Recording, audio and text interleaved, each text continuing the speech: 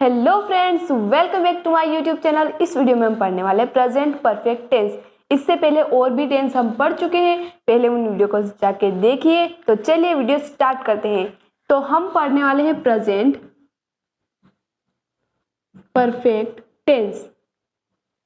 Present perfect tense. तो सबसे पहले हम ये जान लेते हैं कि हिंदी वाक्यों की पहचान क्या होगी, यानी कि कैसे पता चलेगा कि कौन सा हिंदी वाक्य प्रेजेंट परफेक्ट टेंस में है। तभी तो हम उसको ट्रांसलेट कर पाएंगे, यानी कि उसका स्ट्रक्चर के हिसाब से हम उसको इंग्लिश में ट्रांसलेट कर पाएंगे।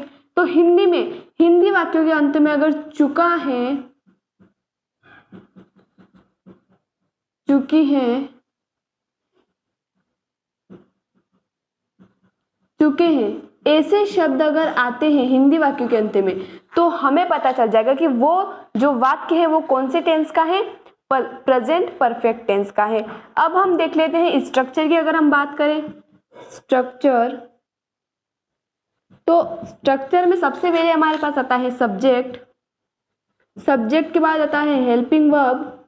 और ये बात तो हम पिछले वीडियो में पढ़ चुके हैं कि कोई सा भी परफेक्ट टेंस हो, परफेक्ट कंटिन्यूअस की बात नहीं हो रही है, प्रेजेंट पास्ट और फ्यूचर परफेक्ट टेंस, उसमें मेन वर्ब का कौन सा फॉर्म यूज होगा, थर्ड फॉर्म। और लास्ट में बचेगा हमारा ऑब्जेक्ट और रिमेनिंग वर्ड्स। अब यहाँ पर हमने हेल्पिंग वर्ब की बात की। हेल्पिंग वर्ब हम देख लेते हैं। हेल्पिंग वर्ब है हमारे पास हैज और हैव। अब दो हेल्पिंग वर्ब है तो दोनों का यूज भी देख लेते हैं। कौन सी हेल्पिंग वर्ब का यूज कौन से सब्जेक्ट के साथ करना है।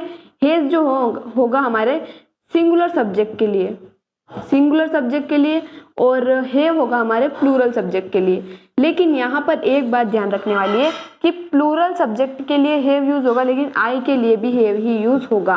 यानी कि आई सिंगुलर सब्जेक्ट है, लेकिन हैव की बजाय हम आई के साथ कौन सी हेल्पिंग वर्ब का यूज करेंगे, हैज की बजाय हम यूज करेंगे हैव आई के साथ। एग्जाम्पल से समझते हैं गाइस। एग्जाम्पल हमने यहाँ पर ले लेते हैं।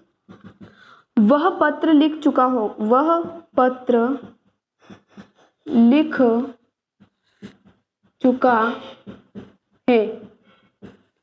अब यहाँ पर ये हमने एक सिंपल सा हमने एग्जाम्पल लिया है। अब हम अकॉर्डिंग टू स्ट्रक्चर देखते हैं और इसको ट्रांसलेट करते हैं। सब्जेक्ट हमारा है यहाँ पर वह, इसके लिए हम यूज करेंगे ही, वह पत्र लिख चुका है। अब यहाँ पर हेल्पिंग वर्ब आएगी हमारे हैज, क्योंकि ही क्या है, सिंगुलर सब्जेक्ट है। ही हैज राइट, राइट का थर्ड फॉर्म होता है written. He has written a letter,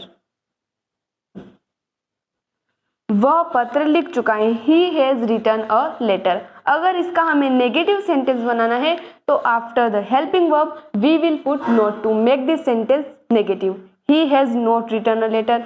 interrogative बनाना है, इंटेरोगेटिव बनाना है तो उसके लिए हमें क्या करना है, before subject we will put helping verb, यानी कि हेल्पिंग वर्ब को हम सबसे आगे पुट करेंगे। Has he return a letter, यहाँ पर क्या वह पत्र लिख चुका है, यहाँ पर इसका इंट्रोगेटिव बन जाएगा। और इंट्रोगेटिव नेगेटिव बनाने के लिए वापस से वही फॉर्मूला, लेकिन यहाँ पर हेल्पिंग वर्ब के बाद नहीं, सब्जेक्ट के बाद क्या करेंगे, हम नोट पुट करेंगे। इंट्रोगेटिव सेंटेंस को अगर हमें नेगेटिव बनाना है तो after the subject we will put not to make this sentence interrogative negative. I hope guys यहाँ पर आपको क्लियर हो चुका होगा। मिलते हैं नेक्स्ट वीडियो में नेक्स्ट टेंस के साथ। धन्यवाद।